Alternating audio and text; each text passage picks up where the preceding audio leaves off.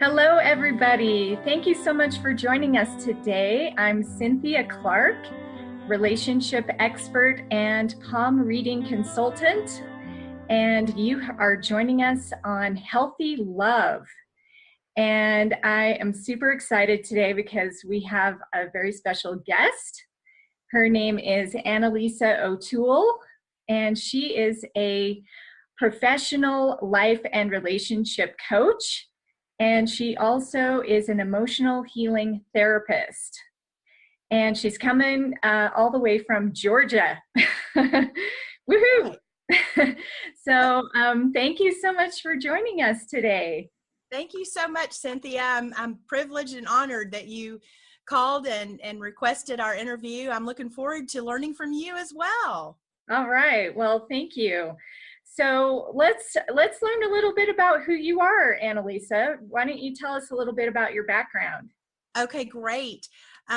Well, in all of my life, I was one of those people who did a little bit of this and a little bit of that. And I was creative and fun and everything was great and rainbows and butterflies. And then you reach about, I don't know, 30 something and you realize I still don't know quite my niche or what I want to be when I grow up. So I was in the bookstore with my daughter in 2006. She had a project for school, and like any bookstore, you will find me with my coffee and a tent in the self-help section. So there I was, and this book stood out to me, and it was a book called Discover Your Calling. And what I learned from that work was taking an inventory of all the things I loved, all of my skills that I had, all of my interests, my personality type, spiritual gifts, and you put them all together in this unique way. And it doesn't say, oh my gosh, you're going to be a great real estate agent, or you would make a great salesperson. It helps you and guides you from that inventory that you take, and also the games you played when you were a child. And as I always say, short story long, I discovered that I was already helping people and people were already comfortable in all of the things that I did. There were about 3 to 5 common denominators. People felt warm and open with me. People felt like even after a few minutes of meeting me, I was a great friend that they could open up to. I would be in Walmart in the line and people would start talking to me and start crying with emotion, say, I don't even know why I'm sharing this with you. I don't even know you, but it just feels like I'm supposed to tell you these things. So anyway, doing all of that work, I discovered that life coaching was perfect.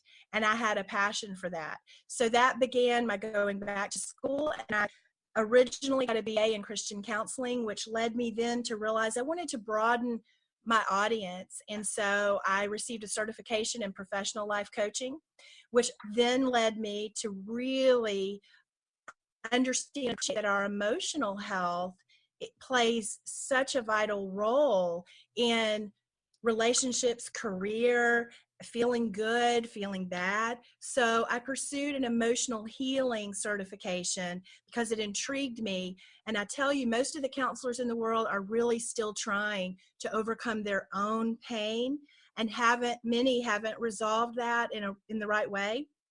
And the first question, the PhD teaching my class said, before you will be a great therapist or a great life coach or a great counselor, you've got to resolve your own hurts and overcome your past pain, and you've got to heal. And I'm going to teach you how to help clients with that. So the emotional healing just went hand in hand with life coaching. And I have had a great successful career and started Inspired Life Coaching in 2007. So wow, that's quite a long time. It is. So if you don't mind me asking, and you don't have to answer if you don't want to, but did you have any kind of emotional pain that you had to go through in order to get where you are?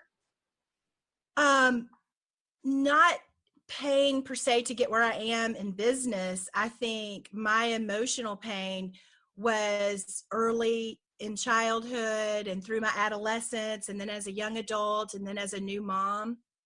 I've experienced painful trauma. You know, everybody has trauma, but everybody has a different set.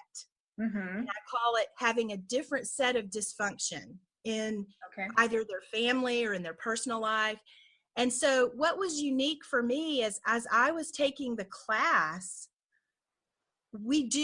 I was doing something we all do.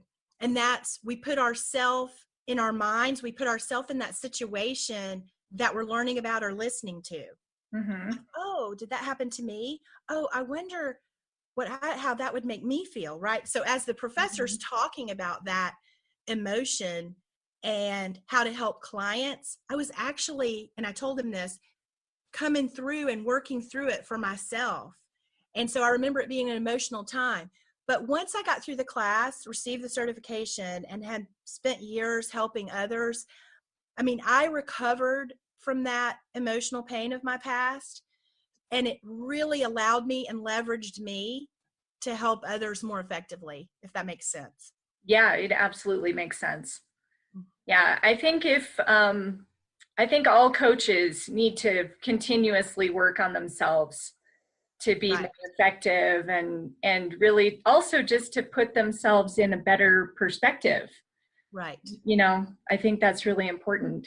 So, And I really believe, and you might have found this to be true as well. In the last few years, there have been more and more different, they're all a little bit alike, but some different techniques for emotional healing. And there is some incredible resources. I'm actually launching a book later this year, my first book I'm so excited about. yeah. And it's going to help people tremendously, but it's not because my book is filled with all the answers for the exact way, but I'm Mhm. filling it with other resources. It's just like a diet. Your friend might say, "Oh my gosh, this is a great diet." And the other person will say, "Well, that just didn't work for me." So I Right. think emotional healing can be that way. We shouldn't give up because maybe the path toward healing didn't work in one way, but another technique might be just the the thing that helps you overcome that past pain or your current emotional state that may not be helping you, might be feeling blocks. So do you use multiple techniques depending on the client, or how does it work for you? I use one particular technique called the SRTT therapy, and it was developed by PhD and behavior expert Patrick Wanis. He's a celebrity life coach, and he is amazing. And I learned the SRTT therapy through him. I use that primarily. I recently read a book, and this particular technique goes hand in hand with what I do. And the book is called The Emotion Code, and I highly Yes, recommend it I've read for, that. Yes, isn't it wonderful? it is a fantastic book. I've been using that technique for several years, actually. Oh, that's great. Yeah, the author's from Utah, and I'm also from Utah. Oh, So, um, that's great to learn. I didn't yeah, know that. but I live in Colorado now, so it's not too far away, but I still go back to Utah quite often. Right. But yeah, so it's good for people to know that there's all these wonderful techniques, and they don't have to hold on to that emotional pain, and that they don't have to be stuck in that emotional energy forever. A Right. lot of times we think we're just like, okay, that's our lot in life, and this is just the way I am. It Or doesn't have to be that way. that's right. I have found, and you may have too, clients feel when they come that their emotional problems are related to a circumstance outside their self that is happening right then, or Hmm. possibly something from their past, but they're keeping it present and alive because they're focused on that. But truly, our emotional trauma is usually rooted in a belief system or a set of beliefs or one belief that we're still operating by subconsciously. So Absolutely. that's what happens. So I help clients realize, it's not these circumstances right now. They feel as though they're causing this, but let's find the root. Let's find why are you operating in resistance, or why are you operating in guilt or shame or feelings of very heavy discouragement. And as you know, once you discover the root, then you can reshift those beliefs and help a client to become aware of a new perspective and a new way to approach challenges in life. Right. So we don't have to be victims of our past. Exactly. Yeah. Yeah. That's what I love, is that we can, with the help of a coach like you or me, we can be more empowered to move forward into the feelings and emotions that we actually want to experience every day. You know, and it's like our natural state is to be joyful, wouldn't you say? Like, Exactly. I mean, we're not supposed to be here suffering and miserable. I mean, that is not the point of our lives. The point is to overcome those challenges and move back into joy. And another great point along with that, that is so true, is that you can do the work within yourself and approach this healing within. Oftentimes clients have the misleading belief that if I help their partner change, or I help them try to approach that outside circumstance in a different way, oh my goodness, it's all going to be better. Sometimes we can't change those factors outside of ourselves or those other people in our lives, but what we can do is change how we approach that, how we look at that, how we respond to that. And so the work is really within, and it's individual work. Yeah. And I want to speak a little bit about that, because I have a great story that goes with that. So, and I often will use myself as an example, because I went through some major like stress in my life. I got divorced after 19 years of marriage. I got vertigo for 9 months. Oh, I got wow. into a fatal attraction relationship that was totally toxic. And at the time I thought, oh, this is the one. I'm so in love and I want to be with this person. And I kept thinking, I can fix him. That was like, because he had all these little issues and I knew they were difficult, but as a healer, therapist, coach type person, I'm like, oh no, I can fix this person. Yeah. And that's like the worst thing to think, because it's like, you know what? You just went through a divorce. You're totally traumatized. Right. And it's like, you need to work on yourself. And Mhm. so that's what I did, is I started working on myself, and I did the techniques that I knew.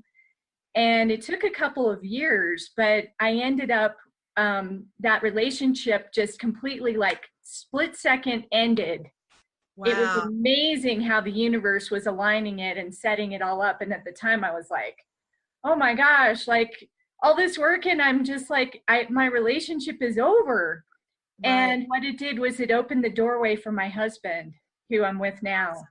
That's And awesome. I look back on all of that pain and stress, and it's like, you know what? That was the best thing that could have happened. Exactly.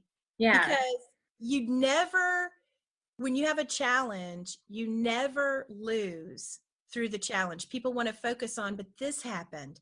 But wait, you're here now. Mm-hmm.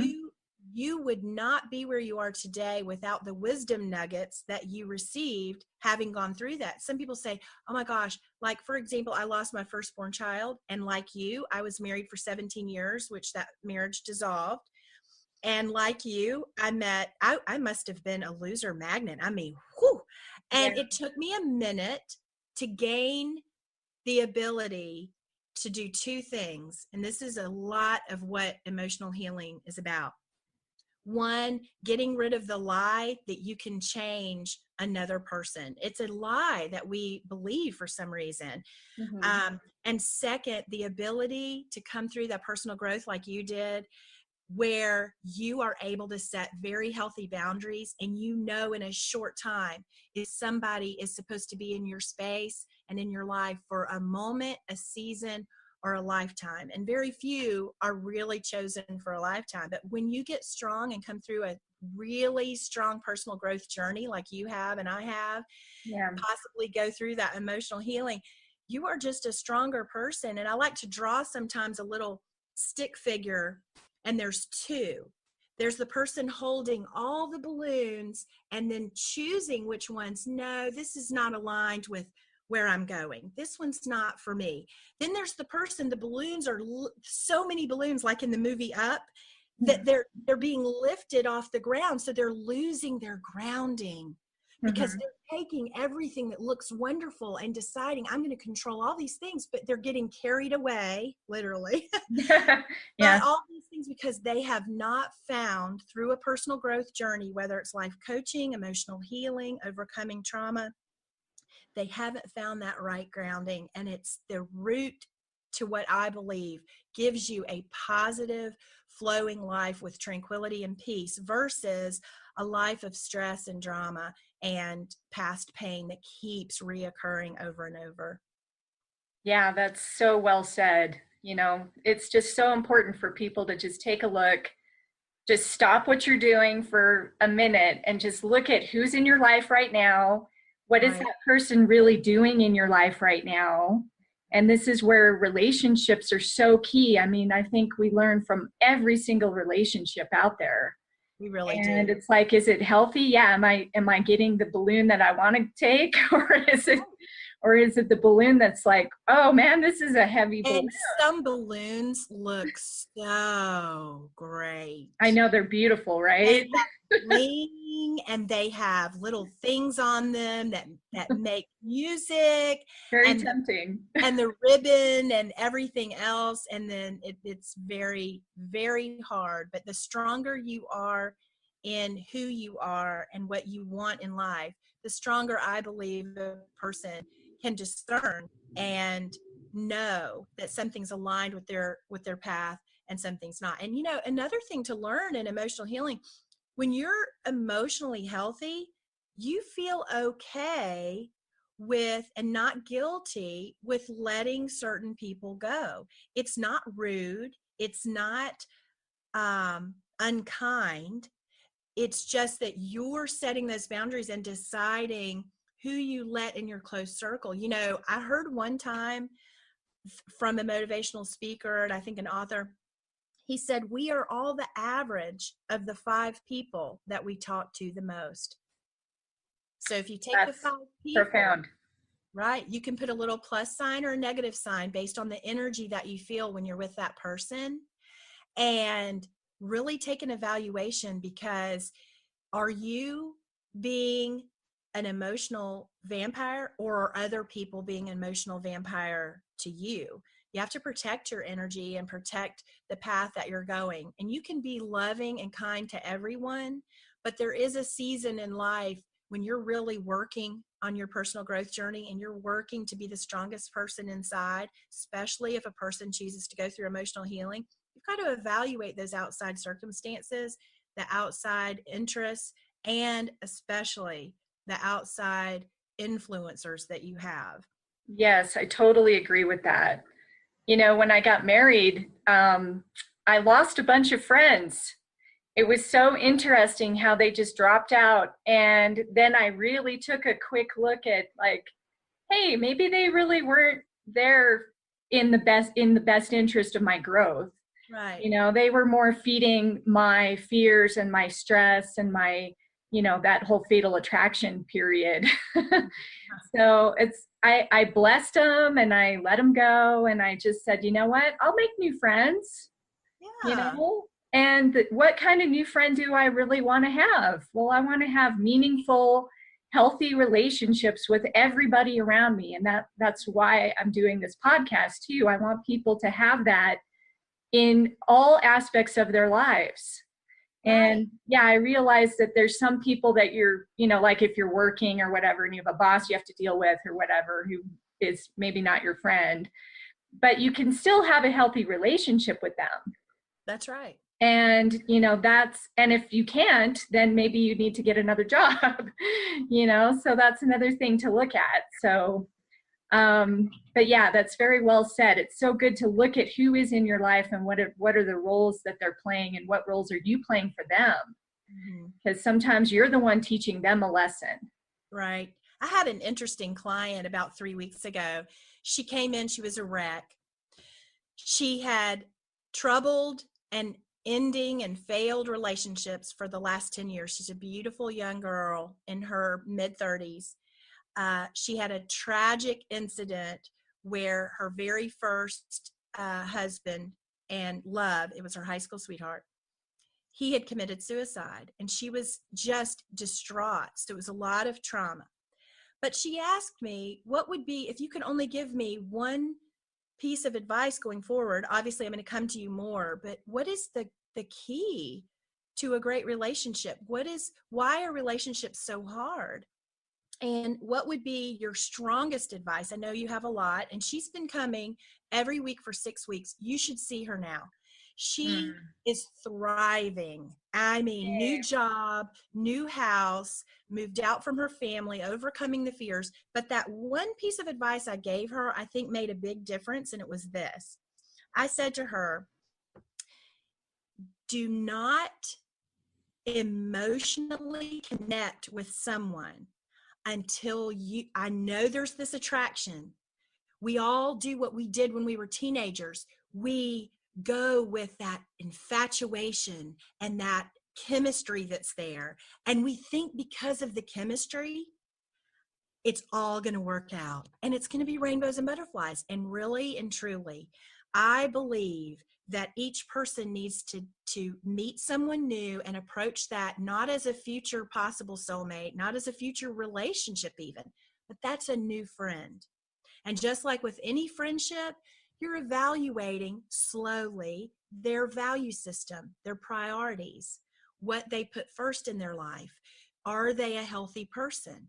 Are they financially stable? Are they socially mature? Are they thoughtful? All the things. I believe everyone should have a list. So if you're not emotionally connecting, you have an easier time of gauging how closely you want to interact, how much time you need to talk.